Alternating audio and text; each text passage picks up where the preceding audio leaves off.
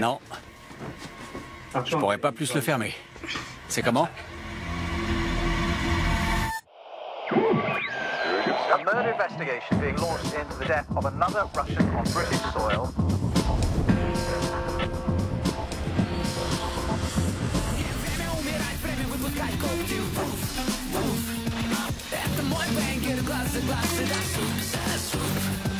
He told his uncle a fortnight before he died, if anything happens to me in the next 2 weeks, it won't be an accident. Мама, не вернусь, прости, я не один. Пули как грибы, в поле не растут. Спущенные штаны меня выдают. Пушки Маузер, гангстер Тайзер. Денежки на стол, я этой ночью сыпай. Не время умирать, время выпускать когти. Londres baigne dans une mer d'argent sale. Не время умирать, время выпускать когти. If you deal with somebody who has a very suspicious track record, someday it will come back to haunt you. Улицы кишат духом враждующих миров. На моем плече набито, я на все готов.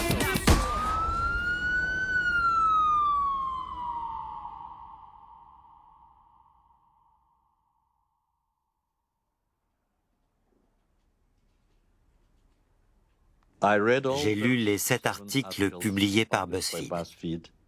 Je considère que tout ce qui est écrit dans ces 7 articles est d'une absurdité absolue. Prenez chaque article un par un. Si vous faites une analyse du début à la fin, ils sont tout simplement faux. Ils inversent la réalité. Ils racontent une légende inventée par les journalistes, rien d'autre. Certaines affaires sont carrément idiotes. Prenons le cas par exemple de Gareth Williams. Affaire étrange, certes, mais de toute évidence, la Russie n'a rien à voir avec cette mort étrange. Pourquoi est-il mort? Que s'est-il passé? C'est vrai, on ne sait pas, et on peut échafauder toute une théorie. Mais il n'a absolument pas été assassiné par les Russes. La Russie n'avait aucune raison de se débarrasser de lui. Aucune. Aucun élément ne le laisse penser, et c'est pareil pour toutes ces affaires. L'un des cas les plus étranges de la liste des 14 morts est celui de l'espion dans le sac.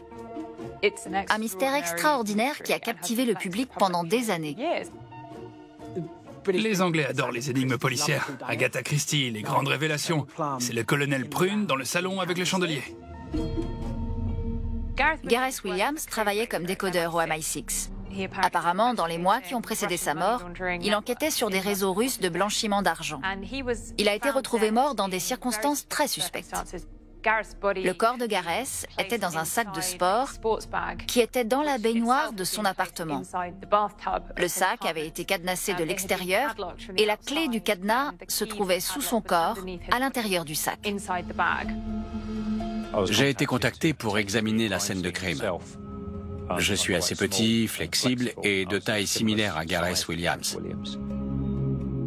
Quand j'ai vu la scène de crime, j'ai été très impressionné. Je m'attendais à tomber sur une pièce en désordre, avec des traces de lutte. Mais non, il n'y avait aucun signe de lutte nulle part dans l'appartement. Tout avait fait l'objet d'une expertise médico-légale. Pas une seule empreinte de Gareth n'avait été retrouvée sur le cadenas, la baignoire ou la paroi de la douche. Impossible de vivre dans un appartement sans laisser des empreintes digitales, son ADN ou des traces des slabs. Un autre élément suspect est le chauffage de l'appartement, qui avait été monté au maximum alors qu'on était en août.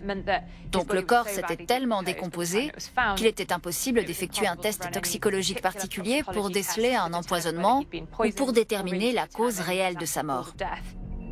Le MI6 n'a pas donné l'alerte malgré l'absence de Gareth au travail. Il a fallu attendre une semaine avant que quelqu'un ne se décide à passer chez lui. Theoretically, this is possible to do. I think it is more probable that Gareth was on his own at the time of his death. On m'a demandé de recréer différents scénarios. J'ai fait des centaines d'essais pour rentrer dans le sac.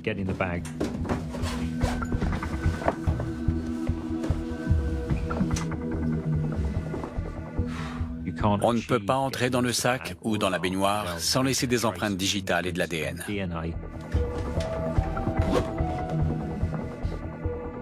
L'idée qu'il soit entré dans un sac de sport, qu'il l'ait refermé, qu'il l'ait cadenassé de l'extérieur, qu'il ait placé la clé sous son propre corps et qu'il se soit laissé mourir me semble extravagante.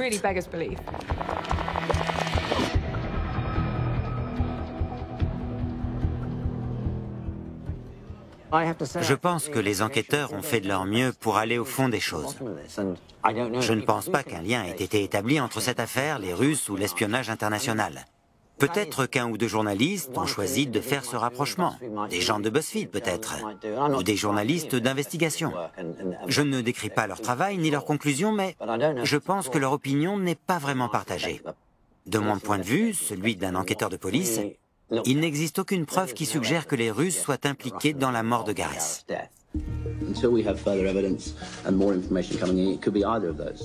J'ai été officier de police à Londres pendant près de 40 ans.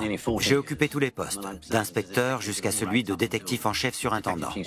J'ai passé mes dernières années au sein du commandement sur les délits graves. Dans l'affaire Gareth Williams, nous avons sécurisé son domicile pendant plus d'une semaine. Le temps de procéder à une expertise médico-légale. Relevé d'empreintes, examen par lumière infrarouge et toute une batterie de tests. Certains disent que l'absence d'empreinte digitale est suspecte. Oui, ce serait le cas si nous avions la preuve que quelqu'un avait essayé de faire le ménage. Mais nous n'avons aucune preuve de cela. Je pencherais plutôt pour ce que j'appellerais une mort malchanceuse. Il était seul lorsque l'événement s'est produit. Il est entré dans le sac et il est mort à l'intérieur. Je sais qu'un expert a déclaré que c'était impossible. Les images de ces tentatives ont été montrées au coroner. On le voyait essayer, mais sans succès. Mais par la suite, un autre expert a démontré qu'il était possible de le faire. En entrant dans le sac et en positionnant les tirettes de manière particulière, on peut y arriver. Je sais aussi que selon BuzzFeed, la mort de Gareth est un exemple de plus prouvant que toute une série de décès survenus au Royaume-Uni sont connectés. Mais je n'ai aucune preuve. Je ne m'avancerai pas à formuler une telle hypothèse. Certes, c'était un employé des services de renseignement du gouvernement qui était engagé dans de nombreuses activités. Mais reprocher sa mort à un autre État dans le cadre d'un assassinat extrajudiciaire, ça va trop loin. Pour moi, l'enquête qui a été menée est irréprochable. Oui, cette mort reste étrange, mais malgré une enquête approfondie, tous les décès ne peuvent pas être expliqués de manière satisfaisante ou évidente. Parce qu'il y a des lacunes dans notre connaissance des circonstances de sa mort. Et ce sont ces lacunes qui permettent aux gens de spéculer sur ce qui a bien pu se passer.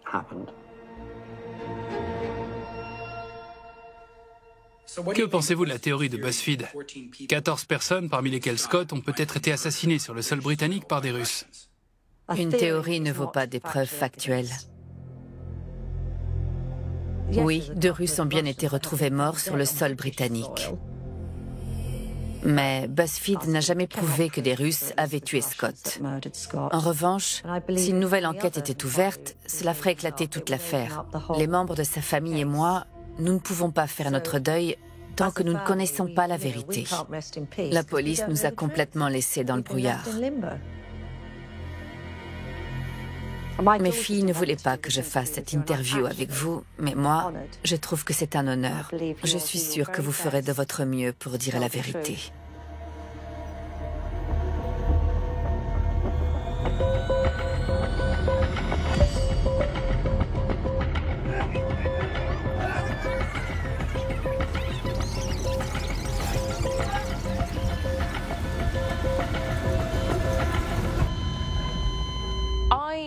Je ne sais pas pourquoi, au cours du temps, Michelle a envisagé plusieurs hypothèses sur ce qui aurait bien pu se passer. Mais je sais que ce que contiennent ces documents est très convaincant et que Scott était au centre d'un réseau d'individus interconnectés. D'ailleurs, c'est ça qui a motivé notre enquête. Vous savez, le nombre de personnes qui ont pris contact avec moi depuis cette histoire est sidérant. J'ai été sollicité par des détectives privés, des avocats et même des enquêteurs financiers. Pas une seule personne, pas une seule, n'a décelé quoi que ce soit d'intéressant. On dit que Berezovsky a été assassiné ou que Scott a été assassiné. Je ne pense pas du tout que ce soit vrai. À mon avis, il s'agit simplement d'un concours de circonstances. La porte était verrouillée, il n'y avait aucun signe d'effraction et elle était fermée de l'intérieur. Est-ce que quelqu'un l'a jetée par une fenêtre? Je ne pense pas. Franchement, non. Est-ce qu'il avait l'intention de se suicider? Peut-être oui, peut-être non. Ou alors il a glissé sur le rebord, je ne sais pas. D'après vous, quelqu'un au Kremlin, peut-être Poutine lui-même, était-il agacé par la relation entre Scott et Berezovsky? Je n'en ai pas la moindre idée. Ça fait des années et des années que des journalistes publient des articles sensationnalistes à ce sujet, et on ressasse sa mort encore et encore. Mais est-ce que je crois qu'il a été, disons les mots franchement, assassiné par la mafia russe? Non, avec un grand N, non. Que répondez-vous aux critiques qui vous accusent de voir des liens là où il n'y en a pas? Oui, je comprends. C'est d'ailleurs une question tout à fait sensée. Certains lisent nos articles et se disent que ce n'est pas possible et qu'on ne fait que relier des points entre eux au mépris de la vérité. Mais cette histoire a été jugée suffisamment grave par les services de renseignement américains pour qu'ils rédigent un rapport sur ces victimes et évaluent la probabilité d'une implication du Kremlin dans leur mort. Croyez-vous que l'État russe ait pu autoriser l'assassinat de ces personnes sur le sol britannique? Eh bien, je n'ai pas besoin de le croire, puisque je le sais.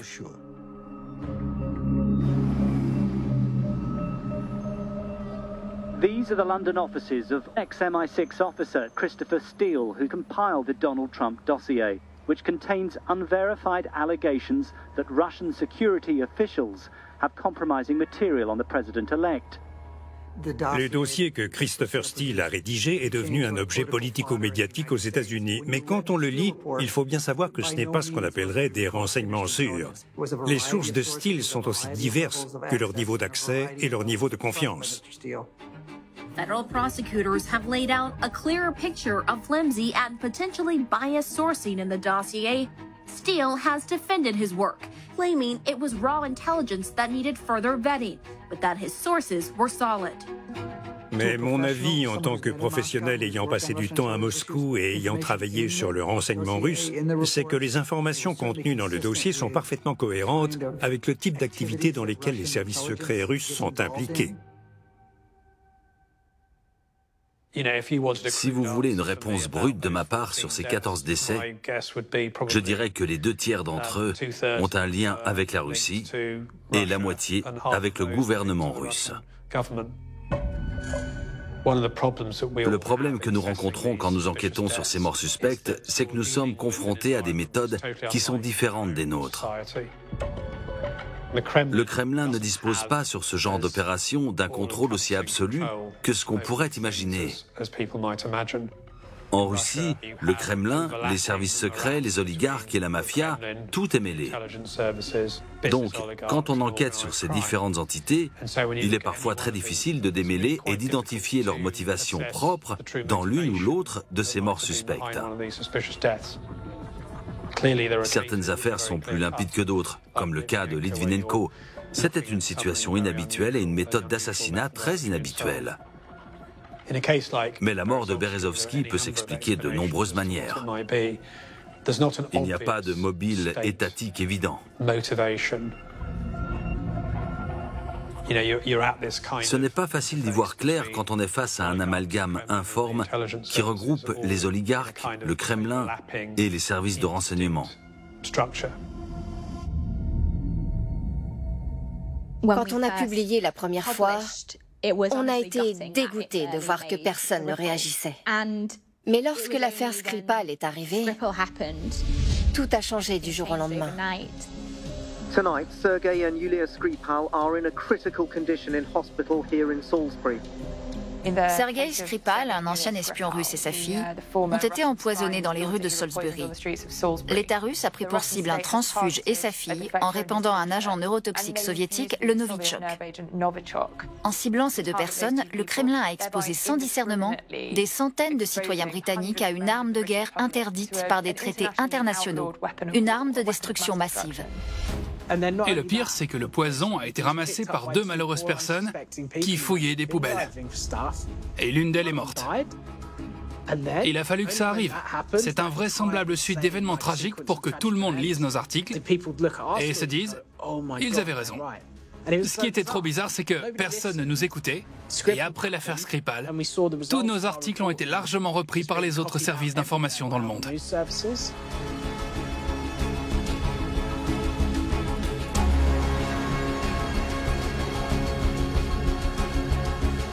Journalist Heidi Blake believes the Russian state could potentially be behind many more deaths in the UK. Yvette Cooper. The Foreign Secretary rightly said that no attempt on an innocent life on our soil should go uninvestigated or unpunished. But what about the 14 cases where the UK authorities, in many of these cases, have concluded that these were suicides, despite the fact that there has now been considerable reported evidence, including in the BuzzFeed report, of further evidence that casts serious doubt on those conclusions, and there are serious questions about whether the police investigations were thorough enough. I must say that the Right Honourable Lady is perfectly right. There are a number of deeply troubling cases, Binta Perepetulny, for instance, and to the best of our knowledge, there is no further evidence that points in the direction of criminality. But I think what she says is very important, and we will certainly follow it up, and I will certainly have that discussion with the Home Secretary.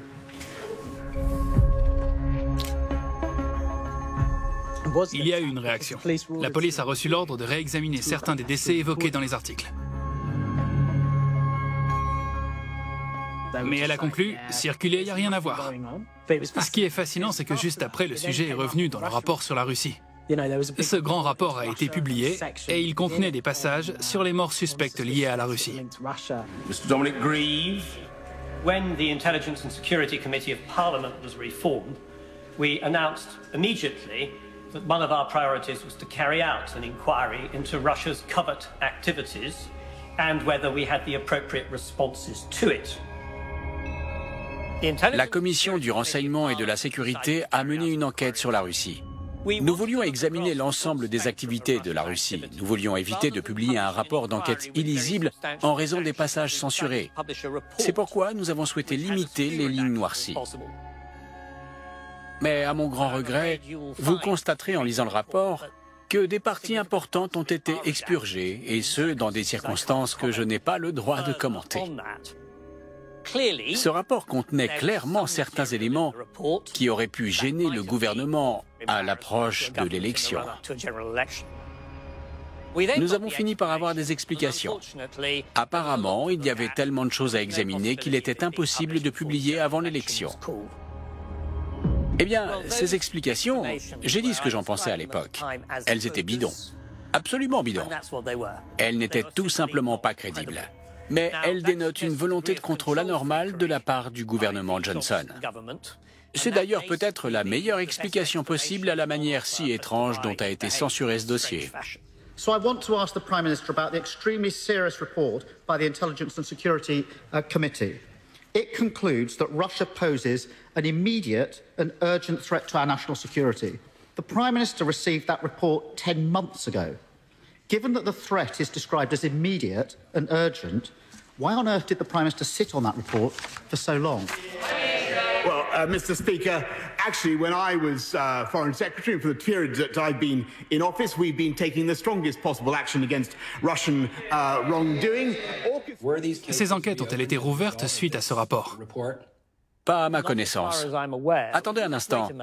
Je vais aller chercher mon exemplaire du rapport. Vous l'avez sûrement, mais comme il est juste là, jetons un petit coup d'œil.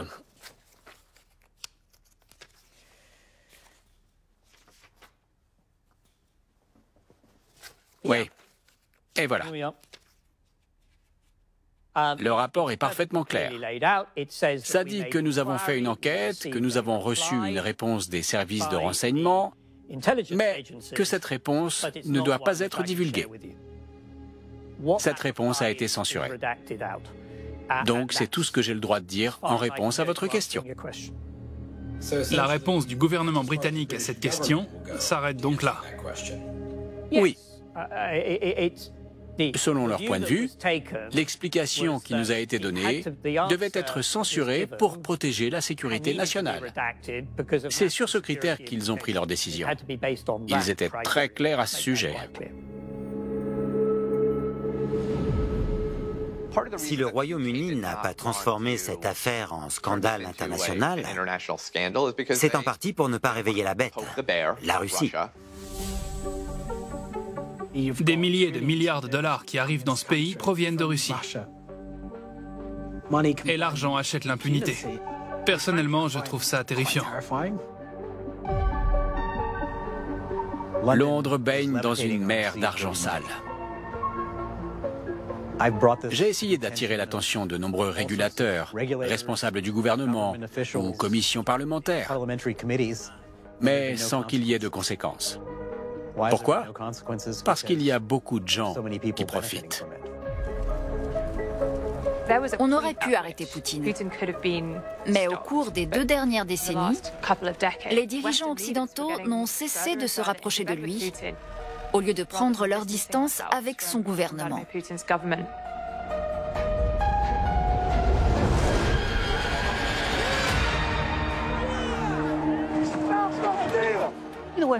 Le monde occidental traverse une crise de confiance et de légitimité pour toutes sortes de raisons différentes. C'est une opportunité pour les Russes. Donc, ils exploitent cette brèche, le système se fissure et eux, ils n'hésitent pas à placer le pied de biche dans la faille et à faire levier pour faire tout exploser. La Russie se montre de plus en plus menaçante et agressive au vu et au su des autorités britanniques. Il fallait arrêter Poutine après la mort de Litvinenko. Il aurait aussi dû être arrêté quand il s'est emparé de la Crimée. Mais que s'est-il passé? Rien.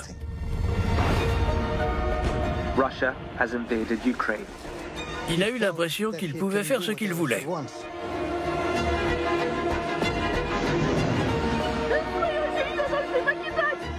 It is already Europe's worst refugee crisis since the Second World War. Poutine prévient ses ennemis que s'ils le mettent en colère ou s'ils trahissent la mère patrie, alors ils n'auront nulle part où se cacher et ses assassins le traqueront. Le gouvernement britannique n'a pas le droit d'ignorer ce qui s'est passé sur son sol. Ce qu'on est en train de vivre aujourd'hui découle directement de son incapacité à se montrer ferme. L'Occident a un ennemi qui ne plaisante pas et qui est très agressif. C'est un ennemi très dangereux qu'absolument rien n'arrête. Si vous ne comprenez pas tout de suite qu'il est temps de riposter, alors quand vous commencerez à le comprendre, ce sera peut-être trop tard.